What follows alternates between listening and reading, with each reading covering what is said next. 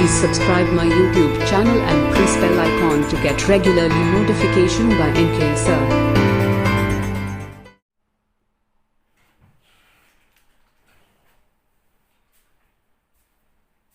Welcome dear students.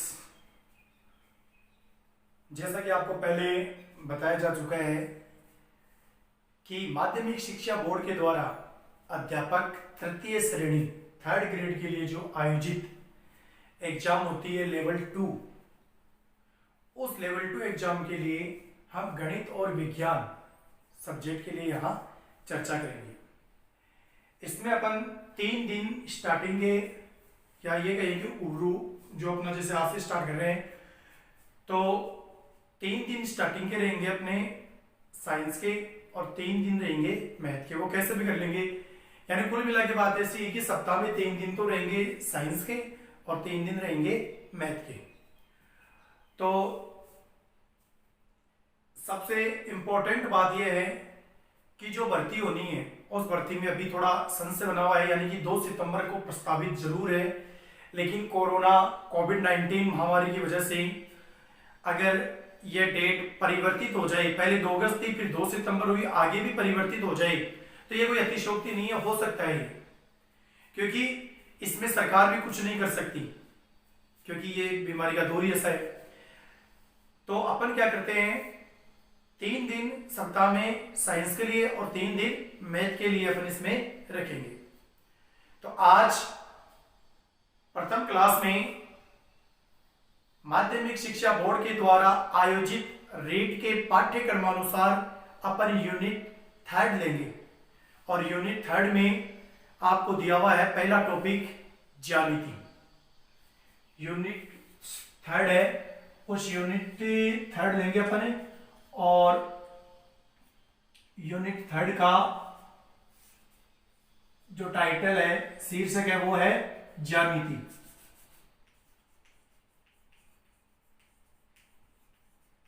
जिसको अपन English में geometry कहते हैं। ज्यामिति में हम पहला टॉपिक लेंगे रेखाएं एवं कोण। पहला जो टॉपिक लेंगे वो लेंगे रेखाएं एवं कोण। यह अपना पहला टॉपिक होगा। इसमें सबसे पहले अपन बात करते हैं रेखा की। सबसे पहले बात करेंगे रेखा की। रेखा क्या होती है? रेखा को अपन देखें तो अंग्रेजी में कहते हैं लाइन। क्या होती है रेखा? देखिए, एक ऐसी दूरी होती है जिसको दोनों ओर अनंत रूप से बढ़ाया जा सके, या ये कहें कि जिसकी दोनों ओर जो दूरी होती है वो दूरी कैसी होती है? अनंत ओर होती है। कैसे? देखिए, अगर इसको पिक्चर के माध्यम से ड्रॉ करें, ऐसे अपन ड्रॉ कर सकते हैं। यानी कि अपन कहने के लिए 2 बिंदु ले लें, ए और बी। तो ए बिंदु की ओर भी इसको अनंत रूप से बढ़ाया जा सकता है और बी बिंदु की ओर भी इसको अनंत रूप से बढ़ाया जा सकता है। एरो का साइन लगा हुआ है, एरो मतलब तीर का चिन्ह जो लगा हुआ है, वो तीर का चिन्ह क्या दर्शाता है कि यह क्या है? इधर भी अपरिमित रूप से अनंत रूप से अग्रसर है और इधर भी ये अपरिमित यानी अनंत रूप से अग्रसर है। तो इस प्रकार से अपन इसमें जो दोनों दिशाओं में है उसको बढ़ाया जा सकता है, या ये कहे कि अनंत की ओर अग्रसर होती है। ऐसी दूरी होती है, उस दूरी को अपन क्या बोलते हैं? लाइन। लाइन के बाद में अपन चलते हैं दूसरे नंबर पे रेखाखंड। लाइन के बाद में चलते हैं अपन रेखाखंड। रेखाखंड को अपन कहें तो रेखाखंड को बोलते हैं लाइन सेगमेंट। रेखाखंड है उसको अपन अंग्रेजी में कहते हैं लाइन सेगमेंट। देखो, जैसा कि नाम से पता चल रहा है, रेखाखंड यानी किसी रेखा का टुकड़ा। यानी इसमें क्या होता है कि 2 बिंदुओं के मध्य दूरी, अपन इसमें कह सकते हैं 2 बिंदुओं के मध्य दूरी। 2 बिंदुओं के मध्य दूरी, 2 बिंदुओं के मध्य जो दूरी होगी उसको अपन क्या बोलेंगे? रेखाखंड। विस्तृत रूप से इनकी परिभाषाएं और जो भी है वो आपको नीचे डिस्क्रिप्शन में पीडीएफ का लिंक मिल जाएगा, वहां से डाउनलोड कर सकते हैं। तो देखिए, दो बिंदु के मध्य दूरी होगी वो होगी रेखाखंड लाइन सेगमेंट। जैसे मान लीजिए ये पहला बिंदु है ए और ये दूसरा बिंदु है बी। इन दोनों बिंदुओं के बीच की ये जो दूरी है ये क्या कहलाती है, रेखाखंड। यानी इसमें अपन क्या होते हैं, बाध्य होते हैं। हम न तो ए बिंदु से इधर 1 इंच भी जा सकते हैं और न ही बी बिंदु की ओर इधर 1 इंच भी जा सकते हैं। यानी ऐसा कहें अपन कि दोनों बिंदुओं के मध्य ये जो दूरी होती है ये दूरी क्या है, निश्चित दूरी है। यानी ये डेफिनेट एक निश्चित डिस्टेंस है और निश्चित दूरी के लिए किसका यूज होता है, रेखाखंड का।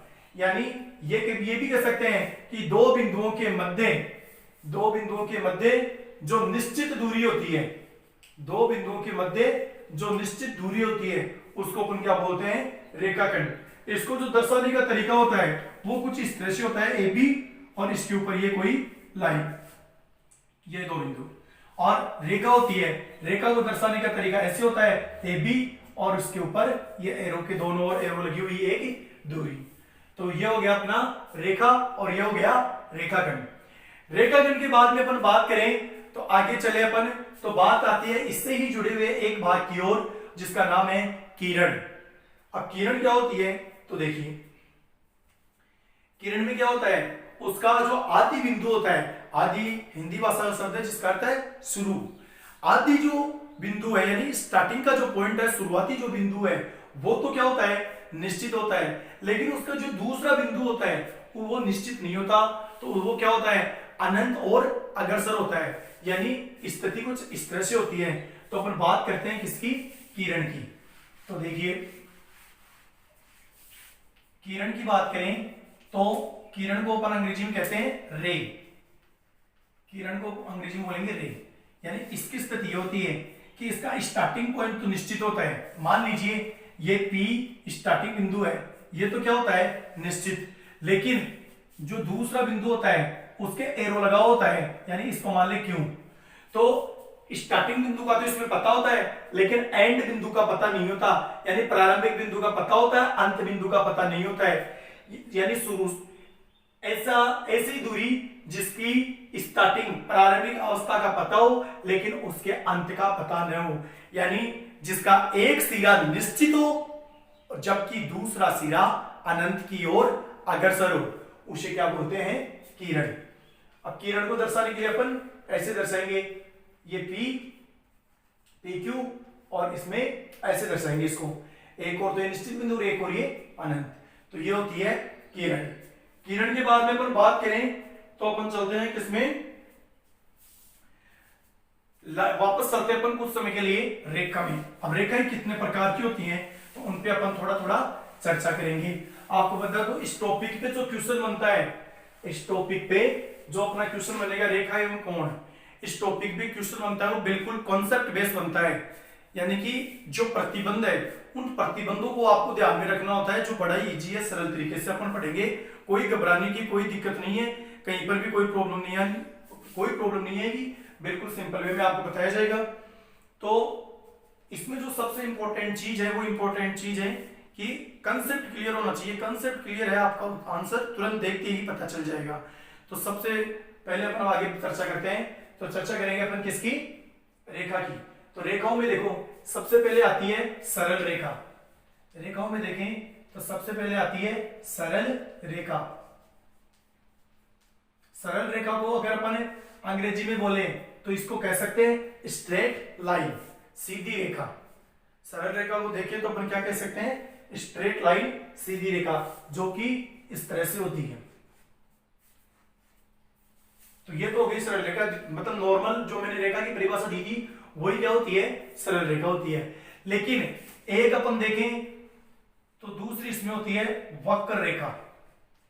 दूसरी इसमें होती है वक्र रेखा, जिसको अपन कर्व लाइन भी बोलते हैं, जिसको अपन कर्व लाइन भी कहते हैं, इसको स्ट्रेट लाइन कहते हैं। वक्र रेखा क्या होती है, वक्र रेखा को अगर अपन परिभाषित करें तो इसकी परिभाषा ये होगी टेढ़ी मेढ़ी रेखा। टेढ़ी मेढ़ी रेखा, वक्र रेखा कहलाती है। टेढ़ी मेढ़ी रेखा वक्र रेखा कहलाती है। ये किस तरह से होती है? ये कुछ इस तरह से होती है।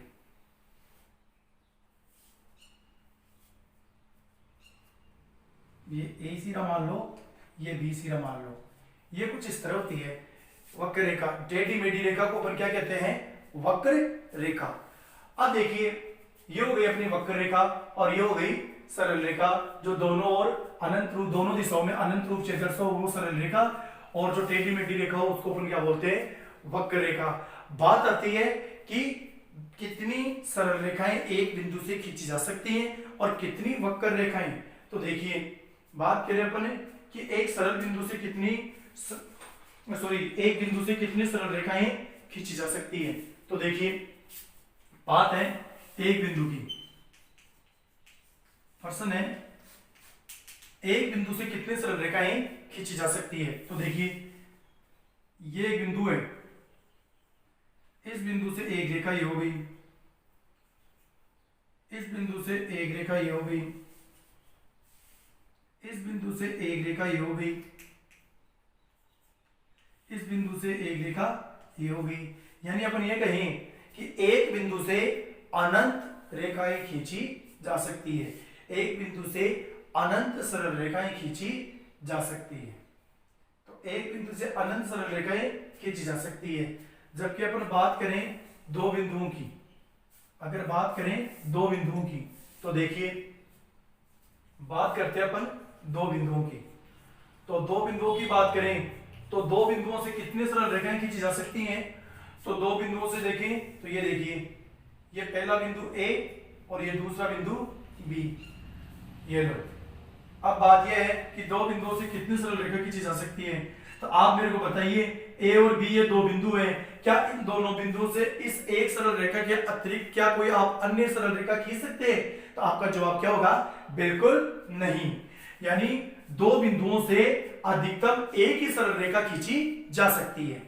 दो बिंदुओं से अधिकतम कितनी सरल रेखा खींची जा सकती है? एक सरल रेखा खींची जा सकती है। लेकिन इसके विपरीत यदि हम बात करें कि दो बिंदुओं से वक्र रेखाएं कितनी खींची जा सकती है, दो बिंदुओं से वक्र रेखाएं कितनी खींची जा सकती है, तो देखिए, दो बिंदुओं से, तो ये बिंदु ए, ये बिंदु बी, मान लीजिए ये दो बिंदु है, तो अपन देखें तो ये लो, एक वक्र रेखा तो ये होगी, फिर देखें अपन तो देखिए दूसरी वक्र रेखा ये होगी, फिर अपन बात करें तो ये लो, तीसरी वक्र रेखा ये हो गई, फिर बात करें अपन तो ये लो, चौथी वक्र रेखा ये हो गई। यानी दो बिंदुओं से अनंत वक्र रेखाएं खींची जा सकती है। देखो कितनी इंटरेस्टिंग बात है, एक बिंदु से अनंत सरल रेखाएं खींची जा सकती है और दो बिंदुओं से केवल एक सरल रेखा खींची जा सकती है। और उन्हीं दो बिंदुओं से वक्र रेखा की बात करें तो वक्र रेखाएं कितनी खींची जा सकती है? अनंत वक्र रेखाएं खींची जा सकती है। इसमें अपन आगे चलें तो बात करते हैं एक सिंपल पॉइंट जिसको अपन बार बार कह रहे हैं, बिंदु। अब ये बिंदु क्या होता है? बिंदु एक ऐसी ज्यामितीय संरचना है, या ये कहे कि बिंदु एक ऐसी ज्यामितीय आकृति है जिसका न तो कोई आकार होता है और न ही इसकी कोई विमा अर्थात माप होती है। तो बिंदु क्या है? बिंदु एक ऐसी ज्यामितीय आकृति, यहां अगर मैं लिख दूं इसको कि बिंदु क्या है, तो यहां पे देखें, बिंदु एक ऐसी ज्यामितीय रचना है जिसका न तो कोई आकार होता है और न ही कोई माप होता है। तो बिंदु क्या है? बिंदु एक ऐसी ज्यामितीय रचना है जिसका न तो कोई आकार होता है, न ही उसका कोई माप होता है। यानी ब्लैक बोर्ड पर या किसी पेपर पर या किसी प्लेन पर आलपिन की नोक, पेंसिल की नोक या अन्य किसी पॉइंटेड वैल्यू से जो बनी आकृति होती है वही क्या होती है, अपनी बिंदु कहलाती है। अब देखिए अपन आगे बढ़ते हैं, आगे अपन चर्चा करें तो और भी कई तरह की रेखाएं होती हैं। तो सबसे पहले अपन चर्चा करते हैं किसकी, संगामी रेखाओं की। सबसे पहले अपन चर्चा करते हैं किसकी, संगामी रेखाओं की। इन संगामी रेखाओं को अपन अंग्रेजी में बोलते हैं कॉन्करेंट लाइंस। इन संगामी रेखाओं को अपन अंग्रेजी में बोलते हैं कॉन्करेंट लाइंस। तो संगामी रेखाएं क्या होती हैं, देखो 3 या 3 से अधिक रेखाएं, 3 या 3 से अधिक रेखाएं जो एक ही बिंदु से होकर गुजरती हैं। भाई 3 रेखाओं या फिर 3 से अधिक रेखाओं जो एक ही बिंदु से होकर गुजरती हैं क्या कहलाती हैं, संगामी रेखाएं। तो देखिए जैसे मान लीजिए एक रेखा तो ये हो गई, एक रेखा ये हो गई और एक रेखा ये हो गई। ये तीनों मान लीजिए ये कोई बिंदु है जी, इस बिंदु जी से गुजर रही है और इनको नाम दे दे, जैसे ये ए बी हो गई, ये सी डी हो गई, ये ई एफ हो गई। तो इस प्रकार से ए बी सी डी और ई एफ ये 3 रेखाएं थी जो कि एक ही बिंदु जी से गुजर रही हैं। तो इन तीनों रेखाओं को अपन क्या बोलेंगे, संगामी रेखाएं। यानी यहां पर अपन लिखें तो संगामी रेखाएं कौन सी होंगी, यहां पर संगामी रेखाएं होंगी ए बी सी डी व ई एफ। और बात करें संगामी बिंदु, देखो एक चीज मैं आपको फिर से बता दूं कि 3 या 3 से अधिक रेखाएं जो एक ही बिंदु से गुजरे उसको तो अपन क्या बोलेंगे, संगामी रेखाएं। और जिस बिंदु से ये गुजरती हैं, जिस बिंदु से ये गुजरती हैं उस बिंदु को अपन बोलते हैं संगामी बिंदु या संगमन बिंदु। उस बिंदु को अपन क्या बोलते हैं, संगामी बिंदु या संगमन बिंदु। दोबारा सुन लीजिए, जो कि यहां पर क्या है, जी है, जो कि यहां पर क्या है, जी। दोबारा सुन लीजिए कि 3 या 3 से अधिक रेखाएं जो एक ही बिंदु से गुजरती हैं उनको तो क्या बोलते हैं, संगामी रेखाएं। और जिस बिंदु से ये गुजरती हैं, ये तीनों रेखाएं जिस बिंदु से गुजरती हैं, जो एक ही बिंदु होता है ना, वो जिस बिंदु से गुजरती है उस बिंदु को अपन बोलते हैं संगामी बिंदु या संगमन बिंदु, यानी कॉन्करेंट पॉइंट। इसके बाद में अपन बात करते हैं कि संगामी रेखाओं पर किस प्रकार के कॉन्सेप्ट आते हैं। तो संगामी रेखाओं के अपन देखें तो जैसे मान लीजिए आपको कह दिया जाए कि एक त्रिभुज है, मान लीजिए आपको कह दिया जाए कि एक त्रिभुज है और वो त्रिभुज 3 संगामी रेखाओं से बना हुआ है, वो त्रिभुज 3 संगामी रेखाओं से बना हुआ है। तो आपको ये बताना है उसका क्षेत्रफल क्या होगा, उसका क्षेत्रफल क्या होगा। तो मान लीजिए ये कहने की बात है कि 3 संगामी रेखाएं, मान लीजिए ये एबीसी एक त्रिभुज है। अगर बात करें तो एक भुजा तो इसकी ये हो गई, ये लो, और एक भुजा ये हो गई और एक भुजा ये हो गई।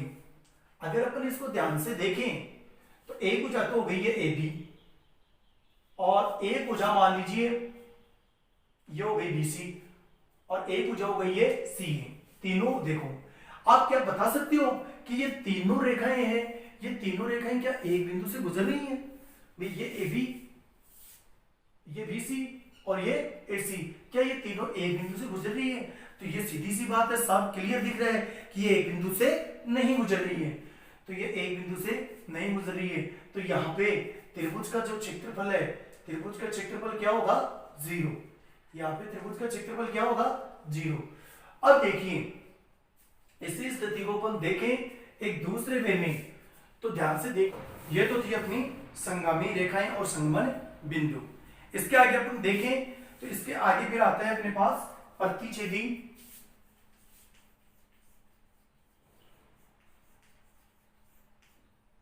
समांतर व संपाती रेखाएं। 3 बिंदु आते हैं अपने पास, प्रतिच्छेदी, समांतर व संपाती रेखाएं। देखो ये क्या होते हैं, सबसे पहले बात करते हैं प्रतिच्छेदी रेखाओं की। सबसे पहले अपन बात करेंगे प्रतिच्छेदी रेखाओं की।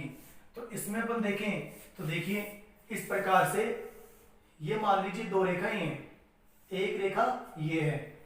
अगर इनको ध्यान से देखा जाए तो इन दोनों रेखाओं को यदि बढ़ाया जाए तो जैसे इन दोनों रेखाओं को मैं इधर बढ़ाऊं तो एक स्थिति ऐसी आएगी कि ये रेखा इस वाली रेखा को काट देगी, यानी जैसे इनको ऐसे बढ़ाया जाए और इसको भी ऐसे बढ़ाया जाए तो एक स्थिति पर ये दोनों एक दूसरे को क्या करेंगी, काटेंगी। यानी दो रेखाएं जिन्हें अनंत रूप से बढ़ाया जाए और वो किसी एक बिंदु पर काटे तो उनको अपन क्या बोलते हैं, प्रतिच्छेदी रेखाएं।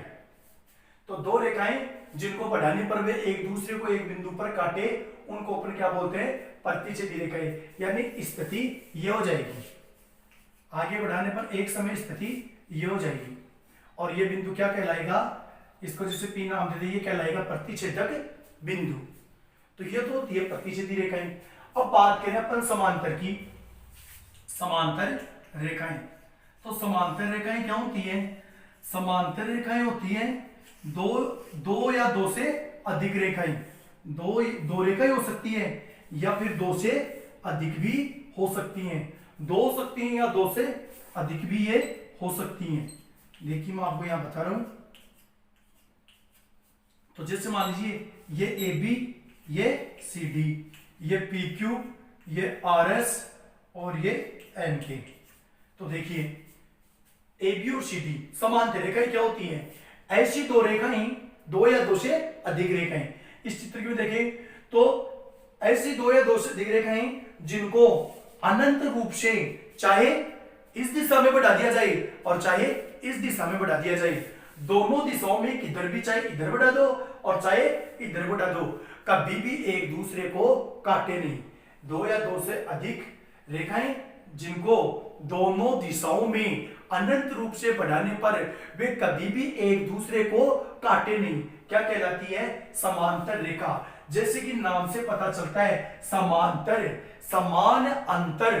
तो इनके बीच में ये जो डिफरेंस होता है, दोनों रेखाओं के मध्य ये जो डिफरेंस है ये सदैव क्या होता है, समान। जैसे इनके बीच में ये समान है, इनके बीच में ये समान है, तो यहां अपन इनको कह सकते हैं कि ए बी समांतर सी डी। ये जो इस प्रकार से दो खड़ी लाइन होती है, इन खड़ी लाइनों को अपन बोलते हैं समांतर का चिन्ह।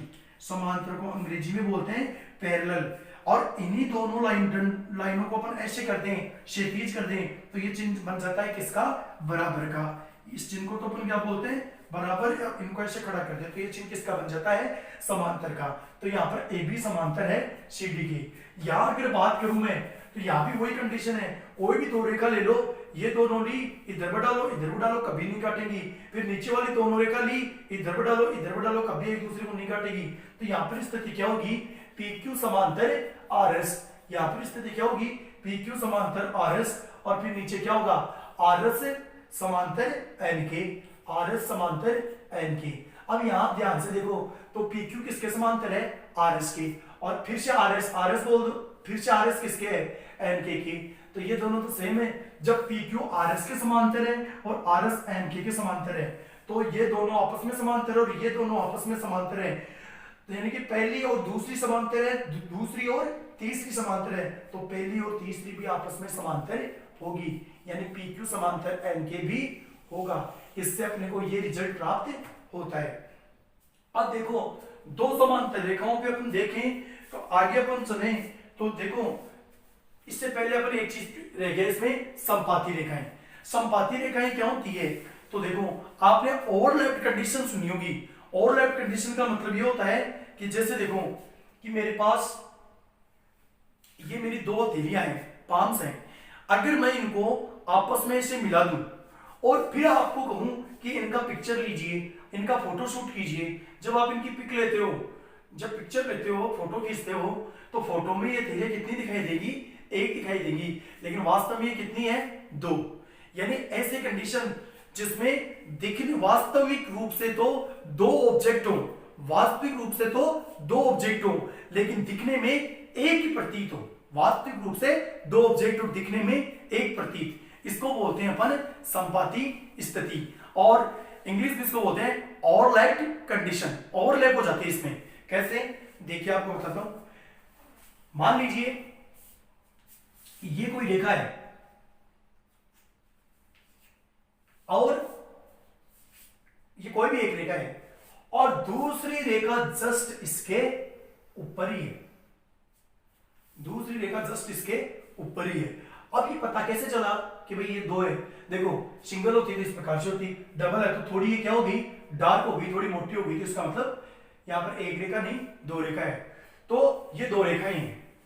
अब यहां पर अपन देखें एक इंपॉर्टेंट बात, प्रतिच्छेदी रेखाओं में क्या होता है? प्रतिच्छेदी रेखाओं में दो रेखाएं एक बिंदु पर काटती हैं, जबकि संपाती में क्या होता है?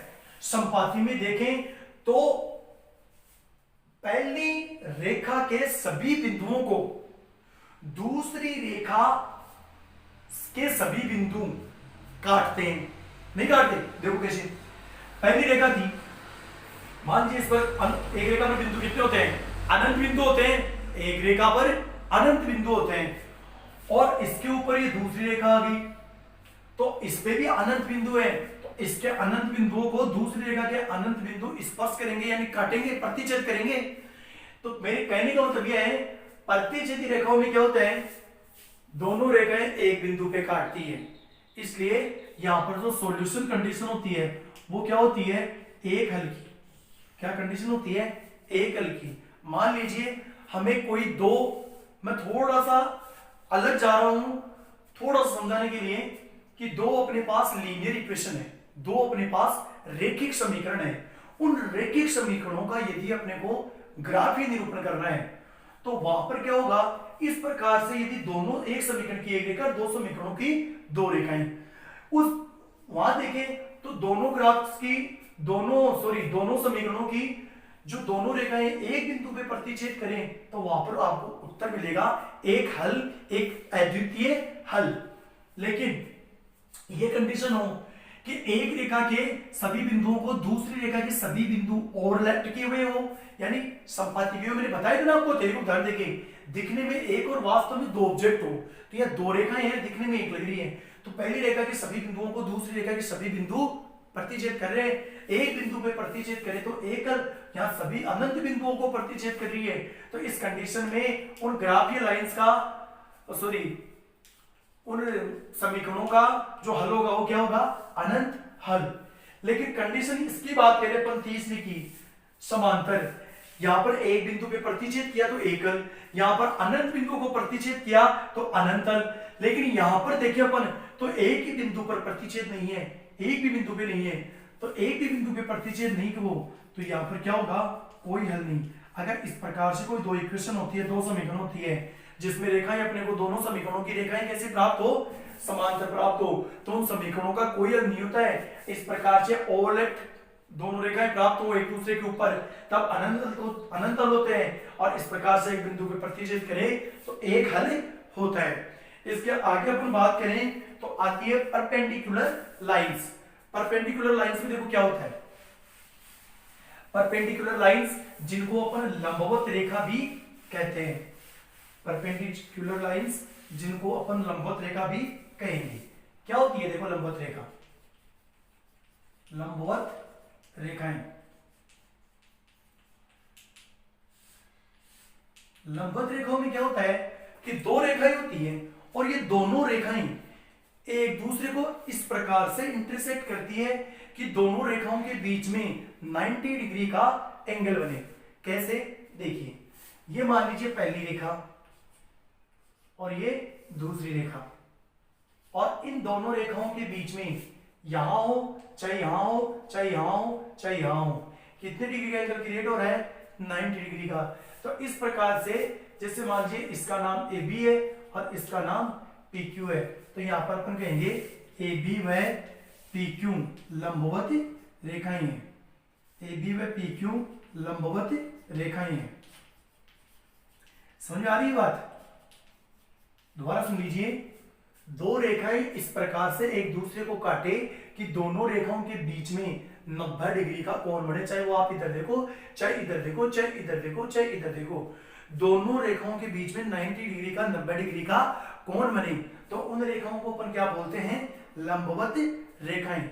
अब इसमें एक सबसे इंपॉर्टेंट बात यह है कि देखिए, मान लीजिए ये कोई रेखा है, मान लीजिए ये कोई रेखा है, इसको मैं नाम देता हूं 1 नंबर। अब ये कोई दूसरी रेखा है, इसको नाम देता हूं मैं 2, इसको नाम दे दिया मैंने 2 नंबर। ये यहां पर 90 डिग्री का कोण बना रही है, यानी ये दोनों रेखाएं क्या हो गई, लंबवत हो गई। फिर से मैं एक रेखा ड्रॉ करता हूं। अब यहां पे देखो, इसको नाम देता हूं मैं 3। यहां पे देखूं तो वापस ये रेखा तो क्या है, कॉमन रहेगी भाई, ये रेखा तो कॉमन रहेगी। ये मतलब जो परपेंडिकुलर अपन देखें ध्रुवाधर स्ट्रेट है, वो तो रेखा रहेगी क्या, एकदम सेम कॉमन रहेगी। और जो हॉरिजॉन्टल लाइंस हैं वो बदल रही है। फिर अपन खींचते हैं तीसरी, तो फर्स्ट 2 सेकंड 4, ये होगी 4। इन दोनों रेखाओं के बीच में देखें तो यहां पे कितने डिग्री का एंगल है, 90 डिग्री का। ये मैं यहां पर एक लाइन और ड्रॉ कर देता हूं 5 नंबर की। इन दोनों के बीच में देखें तो यहां भी 90 डिग्री का। यानी अपन ये कहें कि एक रेखा, ये वाली जो खड़ी रेखा है, ये तो क्या है, कॉमन, और ये रेखाएं कितनी है, बार बार बदल रही है। तो कंडीशन क्या है, चाहे पहली और दूसरी रेखा को देख लो, बीच में 90 डिग्री, फिर तीसरी, पहली और तीसरी को देख लो 90, फिर पहली और चौथी को देख लो 90, फिर पहली और पांचवी को देख लो 90। यानी अपन ध्यान से देखें तो जो 90 इधर भी है, तो इधर भी है, इधर भी है, हर जगह है, कहीं भी देख लो ये तो हर जगह 90 है। तो अपन देखें कि एक तो है एक रेखा और बाकी 2 3 4 5 अलग है। एक का संबंध सबके साथ है क्या, कि एक बाकी सभी रेखाओं के साथ मिलकर के दोनों रेखाओं के बीच में 90 डिग्री के एंगल को बना रही है। तो अपन ये कह सकते हैं कि ये सारी की सारी रेखाएं इस रेखा की क्या है, लंबवत है। ये सारी की सारी 2 3 4 5, ये सारी की सारी रेखाएं क्या है, रेखा नंबर 1 के लंबवत है। तो मैं आपको बता दूं, यदि 2 या 2 से अधिक रेखाएं किसी एक ही रेखा के क्या हो, लंबवत हो, तो वे रेखाएं आपस में समांतर होती है। तो वे रेखाएं भी आपस में समांतर होती है। मैंने क्या कहा, एक ही रेखा के लंबवत खींची गई समस्त रेखाएं, ये एक ही रेखा थी और चूंकि ये 90 डिग्री कोण बना रही है दोनों के बीच में, ये सारी क्या हो गई, लंबवत रेखाएं। तो यहां पे मैं कह सकता हूं एक ही रेखा के लंबवत, एक ही रेखा के लंबवत खींची गई समस्त रेखाएं परस्पर समांतर होती हैं। यह कॉन्सेप्ट बहुत इंपॉर्टेंट है एग्जाम की दृष्टि से भी, और कई बार पहले पूछा भी गया है। यह कॉन्सेप्ट बहुत इंपॉर्टेंट है कि एक ही रेखा के लंबवत ये कितनी रेखाएं खींच दो, ये सारी की सारी आपस में क्या होंगी, समांतर होंगी। बात करते हैं अपने एक लाइन की जिसका नाम है तिर्यक रेखा, जिसको अपन अंग्रेजी में ट्रांसवर्सल लाइन भी कहते हैं। वो क्या होती है, देखो, तो तिर्यक रेखा की बात करें तो तिर्यक रेखा में देखो क्या होगा,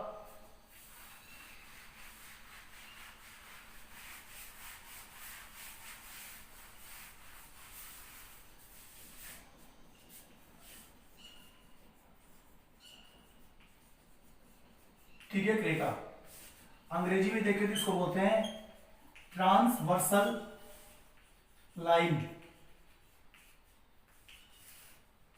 क्या होती है तिर्यक रेखा, देखो तिर्यक रेखा में क्या होता है, 2 या 2 से अधिक रेखाएं हैं और उनको कोई रेखा काटती है, और वो भी 2 बिंदुओं पर काटे, लेकिन कितने बिंदुओं पर, 2 बिंदुओं पर। कैसे, देखो मान लीजिए ये 2 रेखाएं हैं और इनको ये कोई रेखा काट रही है। ये मान लीजिए इसको मैं नाम दे देता हूं AB, और इसको नाम दे देता हूं CD, और इसको नाम दे देता हूं MN। तो देखिए AB और CD को ये रेखा काट रही है, और कितने बिंदुओं पे काट रही है, ये देखो 2 बिंदुओं पे काट रही है। ये पहला बिंदु, ये दूसरा बिंदु, 2 बिंदुओं पे काट रही है। तो 2 रेखाओं को या 2 से अधिक रेखाओं को, यदि अब 2 या 2 से अधिक से, जैसे मान लीजिए 2 से अधिक रेखाएं हो, ये 3 रेखाएं हैं और इनको ये काट रही है, तो काट रही है 2 बिंदुओं पर, फिर 2 बिंदुओं पर, तो ये 2 रेखाओं को 2 बिंदुओं पे काट रही है। तो इन दो को लें तो ये दो बिंदुओं पर, फिर इन दो को लें तो इन दो बिंदुओं पर, भाई इन दो को लें तो ये दो बिंदु हो गए, फिर इन दो को लें तो ये दो बिंदु हो गए। तो दो या दो से अधिक रेखाएं, उनको यदि कोई रेखा दो बिंदुओं पर अलग अलग प्रतिच्छेद करे, एक चीज इसमें भी अलग अलग देख लो आप, दो रेखाओं को या दो से अधिक रेखाएं, दो से अधिक ये तीन होगी, इनको कोई रेखा दो बिंदुओं पर, दो एक बिंदु यहां पर एक बिंदु यहां पर, अलग अलग बिंदुओं पर, अलग अलग हो गए दोनों बिंदु, प्रतिच्छेद करें। यहां देख लो तीन रेखाएं हैं, इन दो रेखाओं को देखें तो दो बिंदुओं पे अलग अलग प्रतिच्छेद कर रही है, फिर इन दोनों रेखाओं को देखें तो ये दो बिंदुओं पर अलग अलग बिंदुओं पर प्रतिच्छेद कर रही है।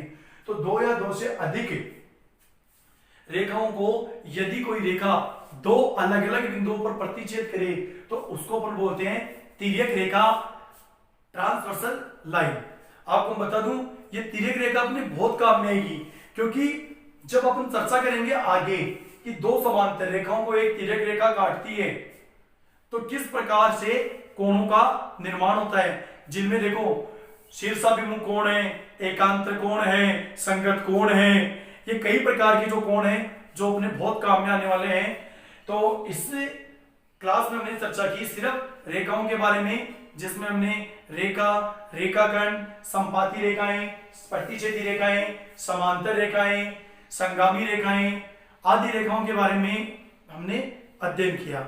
तो आशा करता हूं ये अपनी प्रथम क्लास थी, आपको पसंद आई होगी। तो अगर क्लास पसंद आई तो राइट साइड में जो रेड कलर का, स्टार्टिंग में सभी कहते हैं कि मैं अंत में कह रहा हूं, ये भी नोटिस करने वाली बात है, सब स्टार्टिंग में कहते हैं, मैं अंत में कह रहा हूं कि प्लीज मेरे चैनल को NK मैथ्स पॉइंट इसको आप सब्सक्राइब करें, बेल आइकन में दबाएं, जहां पर तीन ऑप्शन है उसमें ऑल को क्लिक करें। हाँ एक चीज और, मेरे चैनल पर 9th और 10th के जो मैथमेटिक्स है, जैसे 9th में भी NCERT चेंज हो गई है और 10th में जो अभी पुराने वाला सिलेबस है माध्यमिक शिक्षा बोर्ड राजस्थान का वही चल रहा है, तो वो भी आपके काफी हद तक हेल्प करेगा इस 3rd ग्रेड एग्जाम में भी। तो वहां से आप 10वीं क्लास की वीडियो मेरे देख सकते हैं, 9th क्लास की वीडियो देख सकते हैं और अपनी तैयारी को और भी अच्छा बना सकते हो।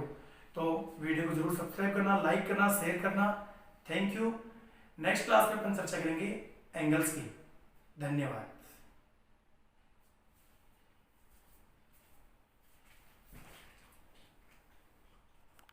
यदि आपको मेरा वीडियो पसंद आए तो मेरे चैनल को सब्सक्राइब करें और बेल आइकन को दबाएं, जिससे कि आपको आगे की वीडियो के नोटिफिकेशन मिलते रहें। धन्यवाद।